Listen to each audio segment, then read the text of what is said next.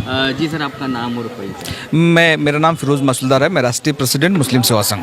जी जी sir, आज आप गुजरात आए हो और आपने जो अहदेदारों को नियुक्त किया है, तो उसको लेकर क्या कुछ कहोगे? और ये संस्था मुस्लिम राष्ट्रीय सेवा संघ जो है किस तरह से काम कर रही है लघुमती के लिए, मुस्लिमों के लिए? मुस्लिम सेवा संघ ये पूरे देश भर में काम करती है। 20 राज्यों में काम करते हैं हम। खास करके मुंबई में हेडक्वार्टर है मुस्लिम सेवा संघ का। आज यहाँ पे फारूक भाई हमदर्द और आबिदा बहन को नियुक्ति दी गई, प्रमुख बोल के, शहर का प्रमुख और इस डिस्ट्रिक्ट का अहमदाबाद का प्रमुख बोल के नियुक्ति दी गई। गुजरात में हम वैसे आधे से ज़्यादा गुजरात मुस्लिम सेवा संघ से वाकिफ़ है और आधे से ज़्यादा गुजरात मुस्लिम सेवा संघ के पदाधिकारी हमारे यहाँ पे हैं।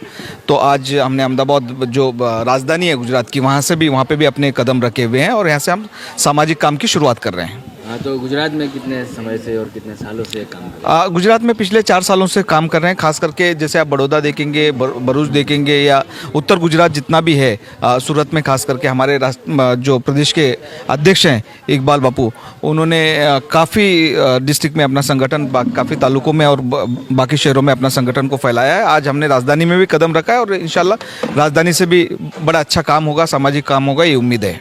तो सर, मैं किसी पॉलिटिकल पार्टी का नाम नहीं लूँगा, लेकिन ये मुस्लिम सेवा संघ को गुजरात में एंट्री देना, हाँ। 2024 की तैयारी कोई भी अगर पॉलिटिकल पार्टी नहीं, इससे पहले भी एक लोकसभा के इलेक्शन हुए और विधानसभा के भी इलेक्शन हुए।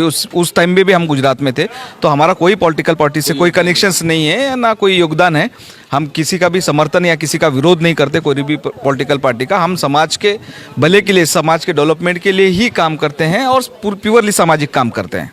तो सर, महाराष्ट्र में जिस तरह से आप वहाँ से जी पूरे महाराष्ट्र में किस तरह से काम हो रहा है, कितने मुस्लिमों को क्या लाभ मिला है? नहीं, महाराष्ट्र में से ज़्यादा मैं आपको बताऊंगा कि जितने भी 20 राज्यों में हम सामाजिक काम कर रहे हैं, अपने एजुकेशंस में और व्यापार में, नौकरियों में, इन सारे फील्ड में बच्चों को मोटिवेशन करने के लिए बहुत सारे, गुजरात में भी बहुत सारे प्रोग्राम्स हुए और पूरे देश भर में प्रोग्राम्स होते हैं। खास करके महाराष्ट्र में हम एजुकेशंस में और रोज़गार पे बड़े पैमाने पे काम कर रहे हैं और वही ताकत यहाँ पे लगाकर संगठन की यहाँ पे भी वो काम करने की हमारी इच्छा है। और सर, यहाँ पर आबिदा बहन की खास तरीके से जो नियुक्ति की गई, हाँ। उनकी पसंदगी को लेकर आप क्या कहोगे, किस तरह से? नहीं, बिल्कुल वो हमारी बहन है और बहुत ताकत से यहाँ पे पिछले कई समय से वो काम कर ही रही हैं। इसका हमें फ़क्र है। वो वैसे हद से हमारे साथ में अगर यहाँ पे जुड़ती है तो डेफिनेटली हमारी ताकत दोगुना हो जाएगी और हम बहुत खुश हैं हमारे संगठन के साथ उनको जोड़कर। तो ये मतलब कहा जा सकता है कि ऑफिशियली उनका ज्वाइनिंग आज हो चुका है? ऑफिशियली उनका ज्वाइनिंग पहले भी हो चुका था। आज लेटर देके ऑफिशियली ज्वाइनिंग, आप बोल सकते हैं कि ऑफिशियली ज्वाइनिंग उनको और फारूक हमदर्द जी को आज हमने ज्वाइन करा के ले लिया। लेकिन ये सामाजिक काम का इनका पहले से ही इतिहास रहा है। अगले 3-1 महीने में आप देखोगे कि जैसे गुजरात की राजधानी है तो यहाँ से सारी चीज़ें बड़े ताकत से हिलना शुरू हो जाएंगी। हमारे जो प्रदेश अध्यक्ष हैं उनके दौरे पूरे प्रदेश में चालू ही हैं। तो हमारी कोशिश है कि अगले 3 महीने में काफ़ी बड़ा संगठन आपको अहमदाबाद में देखने को मिलेगा। जी, और हमारी चैनल के माध्यम से गुजरात की आवाम को इस संगठन के लिए क्या? मैं सबसे अपील करता हूं, जितना भी मुस्लिम समाज गुजरात में रहता है वो संगठन को ताकत दे, संगठन के साथ में जुड़े, सामाजिक तौर पे, आर्थिक तौर पे, रोजगार के तौर पे और इन सारी चीज़ों के लिए ये संगठन काम करता है। आपकी ताकत की हमें ज़रूरत है। तो सभी नौजवानों को, मेरे माँ बहनों को, गुजरात की सभी मुस्लिम कम्युनिटी को मैं अपील करता हूँ कि जितनी ज़्यादा ताकत हो सकती है वो मुस्लिम सेवा संघ को दे और आपके भले के लिए इससे काम करवा के लिए। धन्यवाद। Thank you.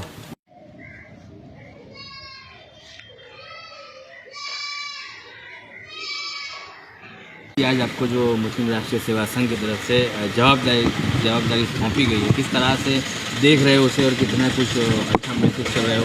आवाम के लिए कितना काम होगा? पहले तो फिरोज़ मसूलदार भाई और इकबाल बापू का बहुत शुक्रिया कि मुझे और फारूक भाई को उन्होंने इस काबिल समझा कि जिम्मेदारी सौंपी। और जैसे बात की जाए कि हम अलग पॉलिटिकल बैकग्राउंड से आते हैं, पर मैं और फारूक भाई कभी भी कौम के किसी भी काम के लिए हम पीछे नहीं हटे हैं।